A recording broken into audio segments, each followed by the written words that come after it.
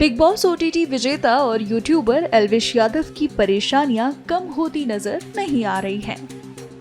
मेनका गांधी की एनजीओ द्वारा लगाए आरोपों के बाद नोएडा पुलिस ने उनके खिलाफ एफआईआर दर्ज की। पुलिस ने उनके खिलाफ सांप के जहर के इस्तेमाल करने के आरोप लगाए हैं। जब से एल्विश यादव पर यह आरोप लगा है, तब से वे फरार हैं और पुलिस उनको पकड़ने की कोशिशों में लगी हुई है। इस बहस को और तूल देते हुए महाराष्ट्र में नेता प्रतिपक्ष और कांग्रेस विधायक विजय वडेट्टीवार ने आरोप लगाया है कि एल्विश यादव मुंबई में छुपा है और राज्य की सरकार उसकी मदद कर रही है। उन्होंने सरकार पर आरोप लगाते हुए कहा कि सरकार को ऐसे लोगों की कतई मदद नहीं करनी चाहिए। सीएम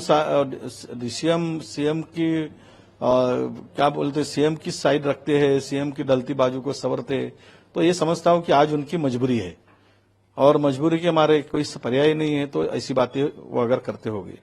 सवाल यह है कि उन्होंने इसके पहले भी महिलाओं के बारे में बहुत ही अश्लाघ्य भाषण की बात की थी और टिप्पणी भी की थी।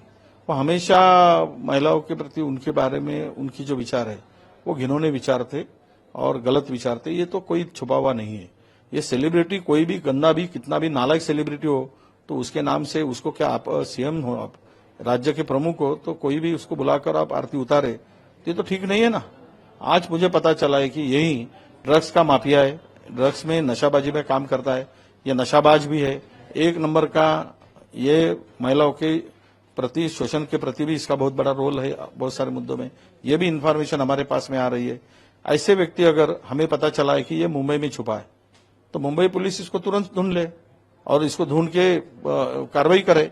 अगर मुंबई में अगर छुपा है तो फिर किसका आश्रय है ये भी पता चलता है। क्यों आश्रय देते हो ऐसे लोगों को? कोई भी हो, नहीं देना चाहिए ऐसे लोगों को।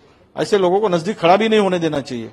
सरकार होती है, सरकार की गरिमा होती है, प्रतिमा होती है और विशेष रूप से हमारे राज्य के सीएम जो है शिंदे जी, उनके बारे में तो हमने कभी गलत नहीं सुना था। पर ऐसे लोग जब आते हैं तो ये गलत जो बातें निकलती है, तो ऐसे लोगों को होम डिपार्टमेंट ने भी सीएम के बंगला हो, डीसीएम के बंगला हो, तो उसमें ऊपर आते वक्त इसके बारे में पता लगाकर इसको एंट्री देनी चाहिए, इसकी बैक हिस्ट्री ढूंढना चाहिए और फिर उसको एंट्री देनी चाहिए।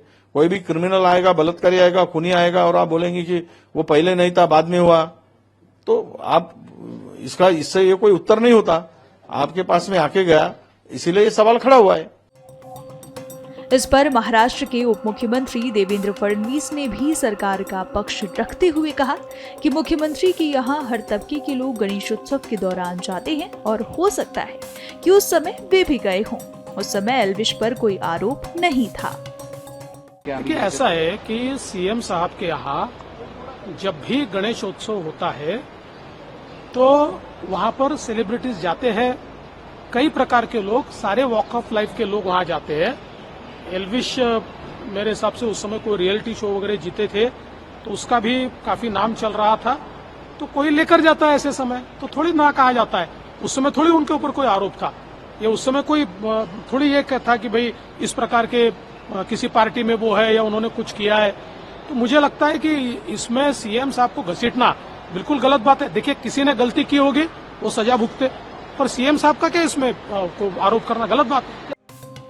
बता दें कि ये मामला उस समय शुरू हुआ जब भाजपा सांसद मेनका गांधी ने एल्विश यादव के खिलाफ एफआईआर दर्ज कराई, जिसमें मेनका गांधी ने यूट्यूबर एल्विश यादव पर आरोप लगाया कि वे रेव पार्टी के लिए सांप के जहर का इस्तेमाल करते हैं। रेव पार्टीज के लिए ये सांपों को बेचते हैं और सांप का वेनम बिकवाते हैं ड्रग्स के तौर पर। फिर हम लोगों ने कांटेक्ट किया उन्हीं गिरोह के लोगों को, उन्होंने भी नाम लिया इसी यादव का, और फिर हम लोगों ने बात की उनसे और एक कहा कि हम रेव पार्टी बना रहे हैं, उसमें हम चाहिए कि आप लोग अपना ये ले आए। उन्होंने पहले परख लिया, ये नहीं कि अपने आप आए अंधे, पहले देखा कि ये सही है कि वो पकड़े जाएंगे कि नहीं, क्योंकि उनको भी मालूम है कि क्रिमिनल काम कर रहे हैं। उसके बाद ये आए, तब तक हम लोगों ने पुलिस को और फॉरेस्ट डिपार्टमेंट को बुलाया और सबके सामने ये पकड़े गए। इसमें 11 सांप मिले, पाइथन्स और कोबरास, और स्नेक वेनम भी मिला है। इसी बीच पुलिस ने मौके से 9 सांप बरामद किए और 5 लोगों को गिरफ्तार किया है। गिरफ्तार आरोपियों को सूरजपुर न्यायालय के समक्ष लाया गया था, जहां कोर्ट ने 5 आरोपियों को 14 दिन की न्यायिक हिरासत में भेजा है।